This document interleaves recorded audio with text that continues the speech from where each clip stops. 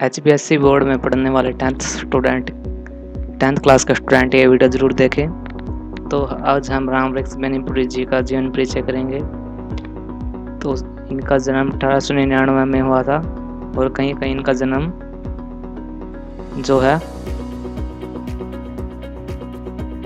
वो ये आप देख सकते हैं 1902 में दिया हुआ है।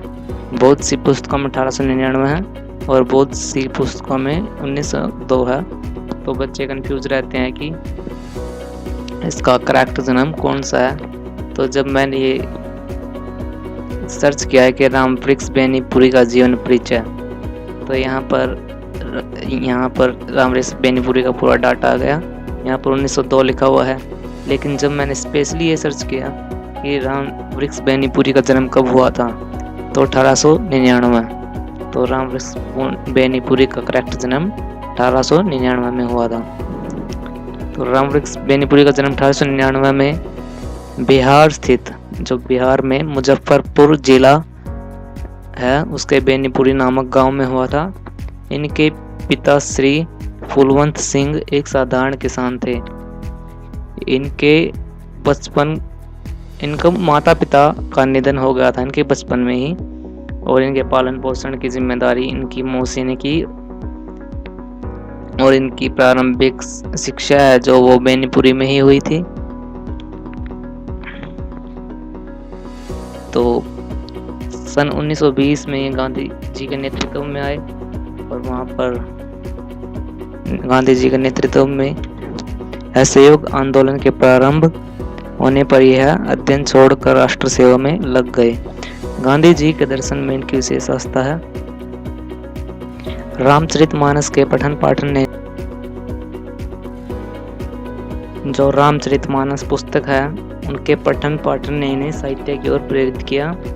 स्वतंत्रता संग्राम में सक्रिय भाग लेने के कारण इन्हें अनेक बार जेल की यातनाएं सहन करनी पड़ी, और सन 1968 में इनका देहावसान यानी कि निधन हो गया था। अब इनकी रचनाएं देख लेते हैं। 15 वर्ष की अवस्था से ही ये पत्र पत्रिकाओं के लिए लिखने लग गए थे। जो 15 वर्ष की आयु थी इनकी, इस आयु में ही ये पत्र पत्रिकाओं के लिए लिखने लगे थे। इन्होंने बालक, तरुण भारती, किसान मित्र, नई धारा आदि अनेक पत्र पत्रिकाओं का संपादन किया। उपन्यास, नाटक, कहानी, यात्रा विवरण, संस्मरण, निबंध आदि सभी गद्य विधाओं में बेनीपुरी जी के अनेक कृतियां प्रकाशित हो चुकी हैं। इनकी कुछ रचनाएं बेनीपुरी ग्रंथावली के रूप में 2 भागों में प्रकाशित हो चुकी है। तीतों के देश में इनका उपन्यास है, चिता के फूल इनकी कहानी है, माटी की मूर्ति, नेत्रदान तथा मन और विजेता रेखा चित्र है इनके। अम्बपाली नाटक है इनका, गेहूं और फूल इनका निबंध और यह रेखा चित्र है। पैरों में पंख बांधकर यात्रा विवरण है इनका। जंजीरें और दीवारें संस्मरण है आदि इनकी प्रसिद्ध रचनाएं हैं। इनकी भाषा शैली देख लेते हैं। इनकी भाषा ओजपूर्ण तथा सशक्त है। इनकी भाषा में प्रांतीय शब्दों का प्रयोग भी हुआ है, परंतु समग्रित इनकी भाषा खड़ी बोली के परिष्कृत रूप की अनुगामिनी है। इन्होंने सामान्य बोलचाल के शब्दों में तत्सम तद्भव शब्दों का सुंदर प्रयोग किया है। वाक्य रचना स्वाभाविक है। बाल गोविंद भगत इनके द्वारा रचित रेखा चित्र है, जिसमें लेखक ने एक ऐसे चरित्र का उद्घाटन किया है जो कि अपने क्षेत्र का लोकनायक है। उसने रूढ़ियों से ग्रस्त समाज से टक्कर लेकर अपने युग में सर्वत्र क्रांतिकारी पग उठाए हैं। अपने पुत्र की चिता को अपनी पतोह से अग्नि और उसे पुनर्विवाह करने के लिए कहा।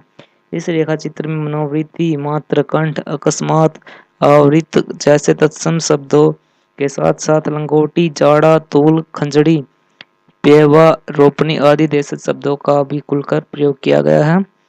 इनकी शैली भावपूर्ण, चित्रात्मक, विचारपूर्ण तथा कहीं कहीं वर्णनात्मक है हो गई है। कहीं कहीं काव्यात्मक शैली के भी दर्शन होते हैं, जैसे उनका यह गाना अंधेरे में अकस्मात कौंध उठने वाली बिजली की तरह किसे न चौंका देता। आषाढ़ के आगमन का वर्णन अत्यंत ही सजीवता लिए हुए है। जैसे आषाढ़ की रिमझिम है, जो समूचा गांव खेतों में उतर पड़ा है। कहीं हल चल रहे हैं, कहीं रोपनी हो रही है धान के। पानी भरे खेतों में बच्चे उछल रहे हैं। औरतें कले वाले लेकर मेड़ पर बैठी हैं। आसमान बादलों से घिरा, धूप का नाम नहीं, ठंडी प्रवाह चल रही है।